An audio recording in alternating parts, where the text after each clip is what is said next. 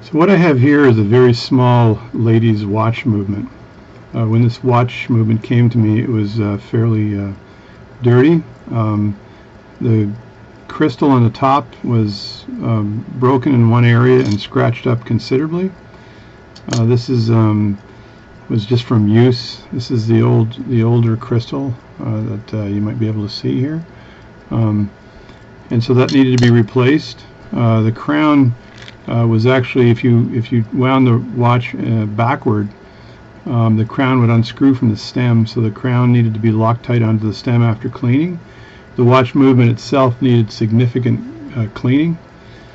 The second hand was missing on the minute hand was missing on the watch movement, so I actually had to find another minute hand and trim it. One of the challenges I had was the minute hand. Once I trimmed the minute hand, it looked like it would fit in the square as it went around in a circle, but it actually touched this side here and the top, which is kind of strange, but it stopped at 1:45 and exactly 12 o'clock, and I was like, what's wrong with this?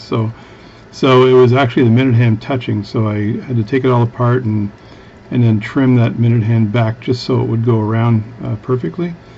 As well, this watch, as the bottom of the case is where the movement sits, and the stem has a collar on it that had to fit into the bottom half of the movement, and that collar got squished at some point in time, and that had to be flattened out before that would go in.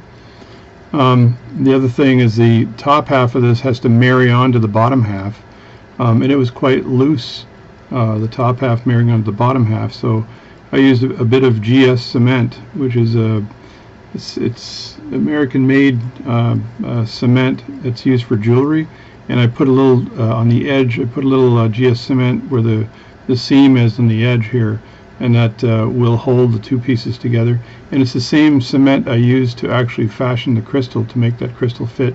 When you buy a crystal for a watch like this, it'll come in a size just slightly bigger than what you need, and there's an expectation that you file off the additional crystal to make it fit. And it's a square, it's a hollow square, this crystal, so I filed it in, and it's a bit oval on the sides as well, and the corners were sharp and they had to be rounded just slightly, so there was work done to do that on the crystal.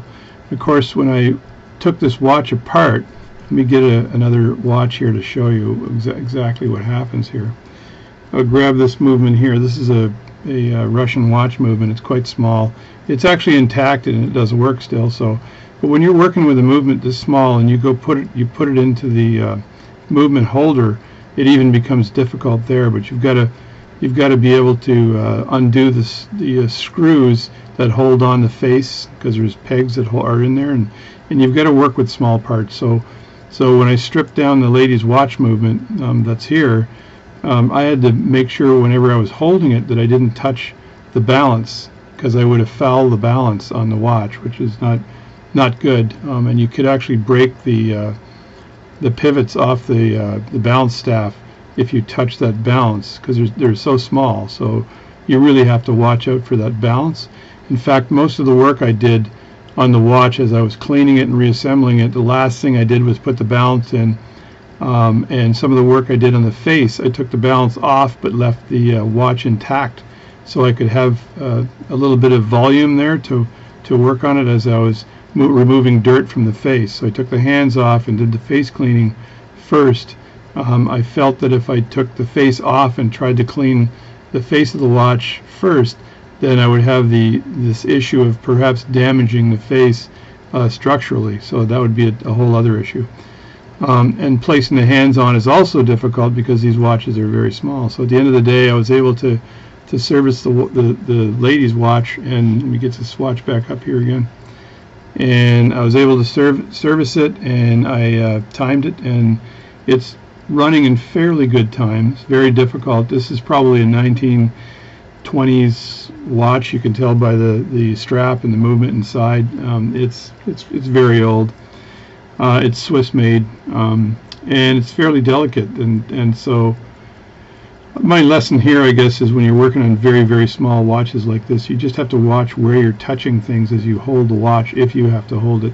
Your best plan is actually to put it in the movement holder So you get yourself a smaller movement holder such as this, and you're able to sit it in the movement holder, and then you use the movement holder to move the watch around. So that's the preferred method of working with a watch that's this small. So I just wanted to give you a quick brief. I don't normally do ladies' watches. They're very difficult. My hands are big, so I find it very difficult to work with the parts. They're micro level parts, but I was able to service this watch. It's running quite well, actually, with a fairly good amplitude. It's and it looks good.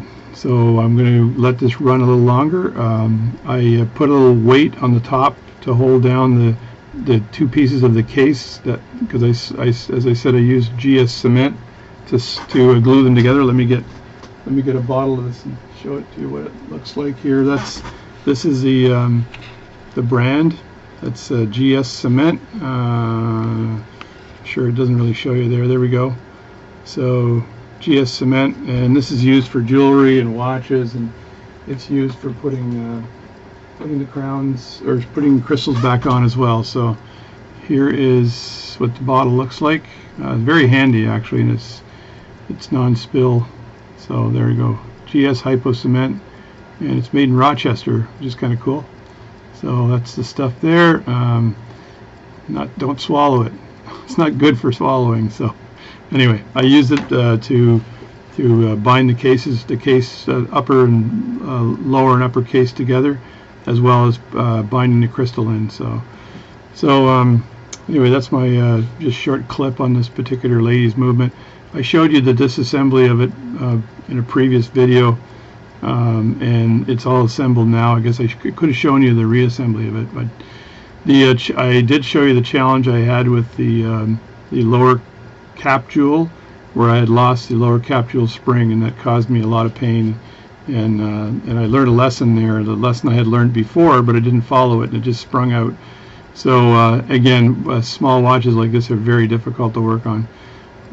They don't retain much value because there's not a real collector's market for ladies' watches. It's all men's watches. So it's really sentimental value that you're looking at, and the gentleman I'm repairing this for has it was a family heirloom that he wanted me to have a look at. I said really, and I said no. I kind of tried to say no to him, but I had already cleaned his wife's grandmother's watch before, and he knew I could do it. So I got pressured into it. So anyway, there's the watch movement right there. The strap. It's a beautiful strap, actually, as well. So there's the strap. I'll marry these two up, and I'll have myself a watch, and I'll get it back to the owner. So thanks for watching the video today. I hope you enjoy yourself, and my advice is to stay away from ladies' watches.